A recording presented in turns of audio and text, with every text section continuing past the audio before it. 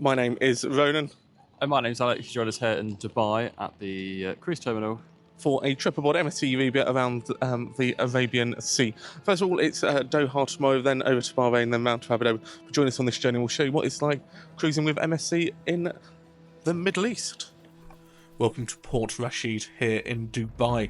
Fun fact about here actually, it opened in 1972 and was Dubai's first commercial port. Although it is a really big building, as you can see here, it stretches the length of the ship nearly, and it's actually the largest single covered cruise terminal in the whole of the world, capable of handling over 14,000, and you can tell here with the size of where you just drop or collect your bags, it is a warehouse in here. It's all done on that typical Dubai scale. The actual inside of the terminal, absolutely stunning. You've got coffee bars, you've got delis, you've got free internet access as well, which was a really handy feature if you didn't have an eSIM there. You can also exchange any currency, you can use an ATM. They also had tour operators here, and these really random shops. It was a bit like if an airport was just put in a warehouse with a little bit of sort of zooping up inside. This is what it really felt like. As you can tell, the MSC Euribia isn't the world's largest cruise ship, but it still had a nice vibe in here, plenty of people. As I said before, loads of people trying to sell you stuff. Fun fact, if you fly with MSC with their Emirates package where you get the flight included, you check in your luggage at the cruise terminal and you don't see it until you get back to your home airport, which I think is a really neat feature and one that I'd like to see more. So after a quick security check, there she is, the MSC Euribia. The thing that did shock me, this terminal didn't actually have a gangway or a jet bridge as such. I don't know, do you call it a jet bridge or a cruise bridge? Let us know in the comments.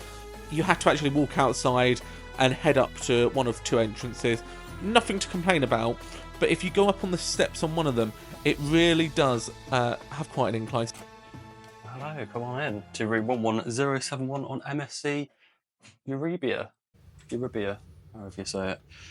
So we've got a paper, food and plastic bin as straight as you come in, and then just to show you what's on the plastic tray, we've got two mugs for hot drinks, some beakers, black tea or English breakfast tea, and then Frutti di Bosco E-vitamin or vitamin E tea, which I think is like fruits of the forest tea.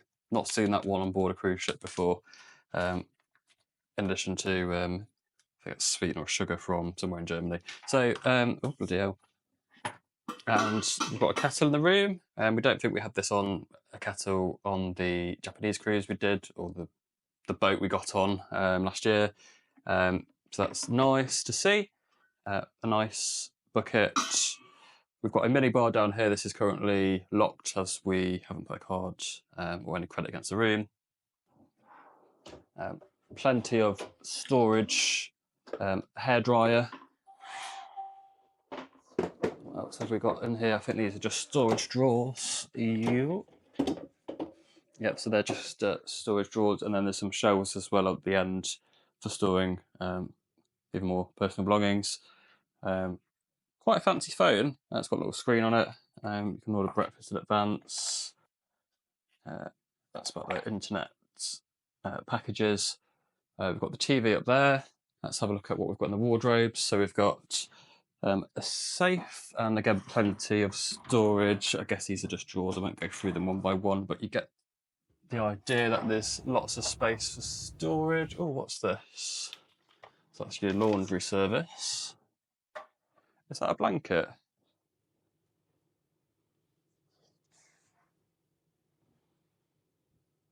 I think it's just to go on top of there, isn't it? Oh, it's put it on the bed. Probably never washed.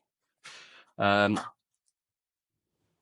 we go, and let's just see how many coat hangers we've got. 1, 2, 3, 4, 5, 6, 7, 8, 9, 10, 11 coat hangers in there. We've got this sofa, which I'm guessing probably turns into a sofa bed, potentially. Let us know in the comments if I'm wrong there. God.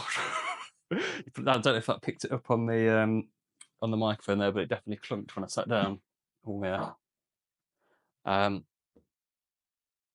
mean, this is okay. I don't think you'd probably want to spend too long on it, to be fair.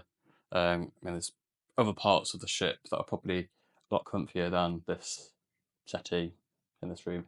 Anyway, moving on, let's go over to the bed. We've just got here, we've just boarded the ship, so we've got 2 towels for the pool area. Let's see what else we've got.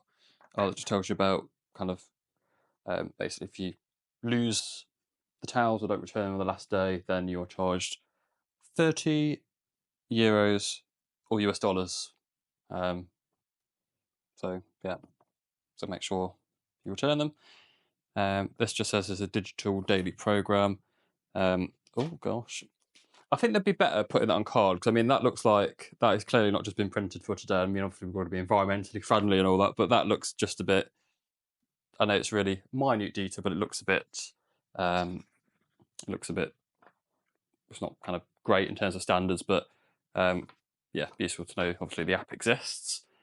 Oh, let's have a look at what pillows we've got, and we've actually got a selection. I don't think we've had washable before. These are like the ones that never get washed, so we won't be. We don't need those. And then what have we got here? What does this say? Provided you with 2 pillows, one soft and one slightly firmer, to satisfy different preferences. Experience new levels of personalised sleep comfort with one of our special Dorian, I think I said that right, pillows. Yeah, Italian brand. Oh, it's an Italian brand according to Ronan. From our pillow menu. Yeah. Just next to the bed. I guess you can cut this, can't you? Just next to the bed, you've got 2 lights. You've got a bigger light, and you just press to turn them on. And then also a reading light. And then a standard USB port. I don't see any plug sockets unless I'm missing anything. Yeah, there's none. And then this light, what does that do? Oh, it just turns off the main lights. And then the other side, yeah, that's repeated. So no plug socket from what I can see. I don't know if there's one in the middle. Probably there isn't. But again, it's just a USB socket on that side. And let's just have a look at these curtains. So we've got a blackout one, and then also this one in front, which is that's a little bit of light in. So let's go outside. So to open the door, just open that. It's all the way up in it, and then second lock. Oh, it does like a bit of drafting. You can hear the wind, and there we go. So comes with 2 chairs and a small table area. Not much to see out here at the moment, as we're facing out to sea as opposed to towards Dubai. Yeah, that's it really. I don't know what else to point out. My mum had a cabin at the after the ship, and let me tell you, the balcony was so much bigger and so much nicer. Obviously, the most exciting part of the tour is the bathroom is the same as every other bathroom I've been on an MSC ship. It's not too big. The shower's 1 person only, and I'm not going to get in there because we've all seen it before. The toilet is the usual ship toilet. Not much, yeah. Places to put your items, just some. It's basically a standard bathroom. It's not. You wouldn't want lots of people in here, but it's perfect for the cruise length that we're on, and it's big enough to have all your toiletries in here. So let's go and have our boarding lunch. So we headed up to the marketplace buffet, where they have this sort of tacky sign where you can get your picture taken in. We didn't get much footage here, which we'll be showing in our later videos of our cruise around the Middle East. So if you are interested, do click that like, subscribe button, and do click the bell icon if you are wanting to have a look at the videos about our food on this trip. And here we are up at the main pool area, at the top deck, and wow, I love the lights on MSC ships.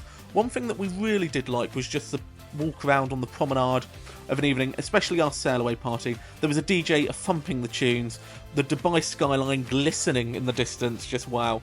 We even went down for a dinner in the main restaurant, and again, if you do want to know more about that, stay tuned for another video about our dining experiences on there. And then it was time for evening entertainment. Not sure if this would be trademarked, but it was a really good show, some great performers, and it's just sort of MSC seemed to get a lot of slack for it, and you can tell my mum's loving it here.